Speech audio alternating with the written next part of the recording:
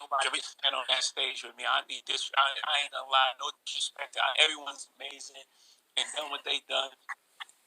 No one can stand on that stage with me. I'm just telling you guys the real. There's not a shot. There's not a chance in hell that anyone can stand on that stage with me for I don't know how long it is. 2 hours, 1 hour, 2 hours. Right. Look, I gotta stand in front of the Grammy family freestyle live.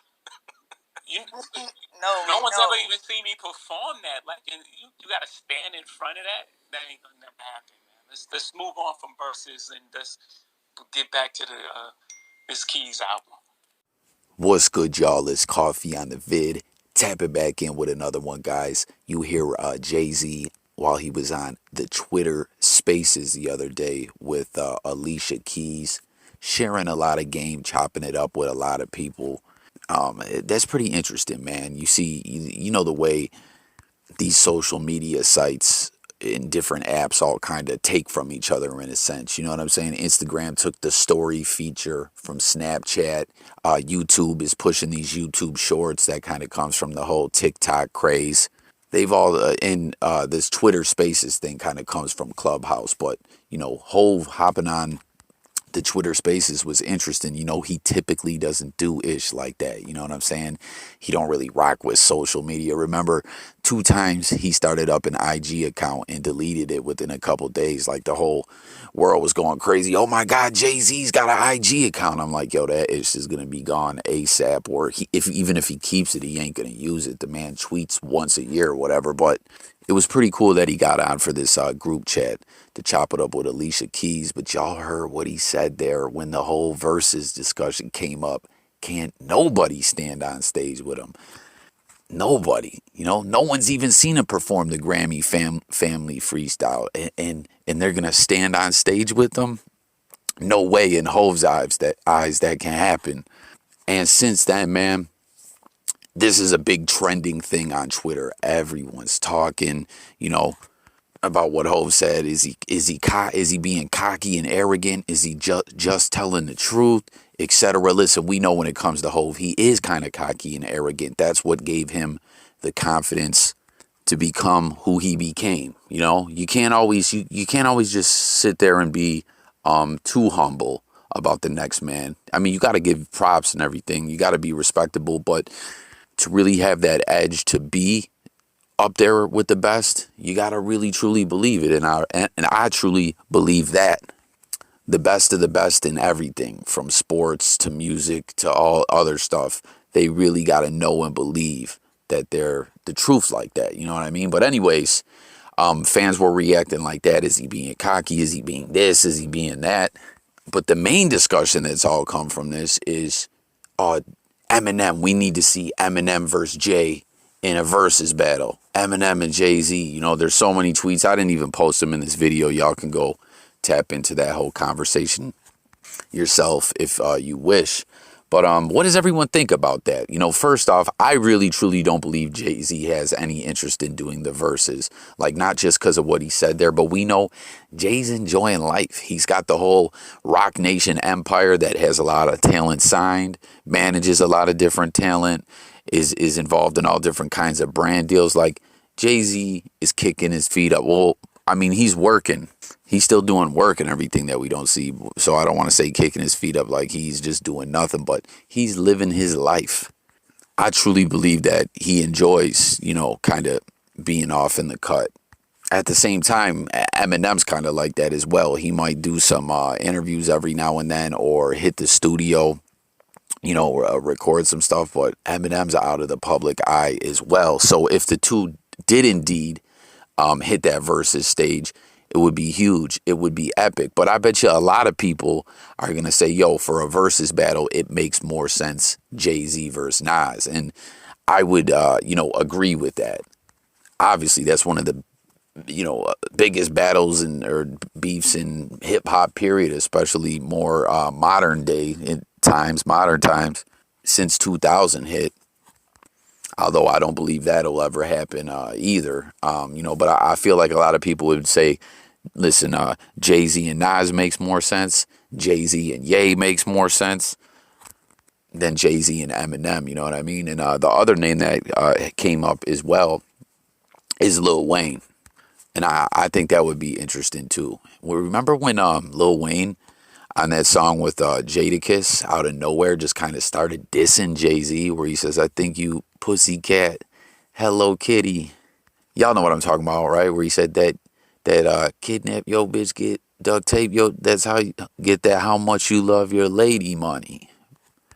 Apologies, I butchered it and made it sound bad. But remember that, guys, when Lil Wayne started coming at Hove, that was nuts. After kind of always putting him on that pedestal as Lil Wayne became the greatest rapper alive. When the greatest rapper retired, he always gave Jay-Z his props. And then I think it was all over when Jay-Z said, "You got baby money." He didn't, Wayne didn't like that. But I don't know, man. Tap into the conversation. What do you think? Do you think we'll ever see the versus battle? I truly don't. But it didn't stop this from being a very trending discussion. What would you rather see? Jay-Z versus Eminem, or Jay-Z versus Nas or someone else? Tap in with your thoughts on all of that. So y'all remember, did you guys see when dude from ICP was on No Jumper? He was trying to get Eminem on the versus battle. In the meantime, we'll just all have to stay tuned and see what happens. But I wouldn't get too amped up because I don't see it happening. How about this, y'all? Baby Blue from Pretty Ricky. If you guys remember this dude, not too long ago, maybe 6 months ago or so, somewhere in that time frame, was shot and robbed in the mean streets of Davie, Florida, when he was going to like a bowling alley, you know. And a lot of people were looking at the pictures of this dude on his social media at that time and saying, "Oh shit, this guy's been flossing so hard." You know, all the jewelry, the furs, you know, the foreigns, all that. And, you know, it brings out the stick up kids and whatnot, you know what I'm saying? But he ended up recovering. He was okay, but it really brought a lot of people's attention to how hard this dude was flossing. And then they were like, "Yo, has he even been successful since Pretty Ricky? Like, really? Like, where's all this bread coming from?" And then we found out that he had been arrested for the PPP loan scamming, you know what I mean? And now he's been sentenced, and he's going away to the feds for 20 months. So for those who ain't too good at math, that's 1 year, 8 months. He's got to pay back 1.1 million in restitution and 1.1 million in forfeiture. So I believe that's items that he has to forfeit. But this PPP scamming, it's just wild, man. Like, it's the definition of thinking for today and not for tomorrow. Like, so many cats have went down for this. It's just mind-blowing. Like, they thought the government was never going to audit, like, come back for the money they gave out, or audit where it went, or anything. Like, everyone was just going to be able to just hit them in the head for that money and go about their business. Like, let's keep it real. This is pretty stupid. Anyone who just thought that it was just going to be this easy lick. Now, listen, Baby Blue had 2 loans, I guess, that he got. One was for a company called throwbackjersey.com, where he got $426,000. And then another one, Blue Star Records, that he got like $708,000. But they tied this man to a scheme where it was a bunch of cats doing these loans, and he had to kick money up to some big homies that were doing it. Like, they were recruiting people to do it. I don't know, it's kind of wild. So when you hear that, it makes you wonder, like, was that friendly extortion? Like, why wouldn't everyone just do their own PPP loan scams and get their own bread? Why were they kicking up? You know what I'm saying? That sounds like some mob life shit. I don't know. But the big homies that were doing that scam are sitting and facing 20 years. So Baby Blue, it ain't over for him. You know what I mean? He's 37 years old. He's got to go away for 18 months. With the feds, I believe maybe 2 or 3 months earlier than that, he might come home and go to a halfway house. But I just don't understand this shit, man. Like, how everyone thought they would never get caught for this. And all this violence going on in LA, I hear a lot of people saying, "Yo, man, the PPP scams, like, Everyone was getting all this money now, and now they're thirsty for more. Like they got a taste of that luxurious life.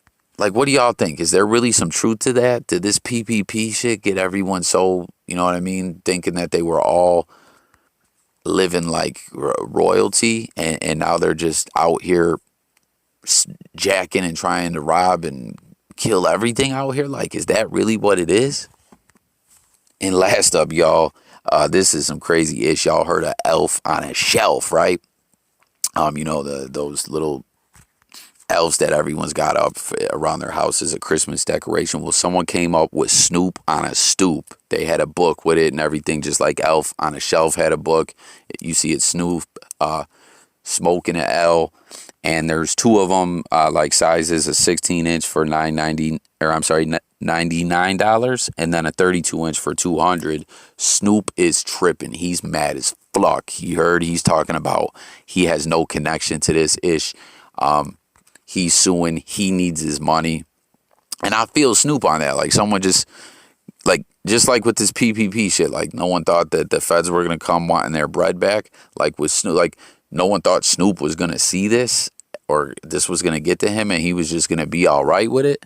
And peep this, y'all. The company that was selling these is mad about other companies trying to scam off them, saying that there's other companies out there posing as them because they're sold out.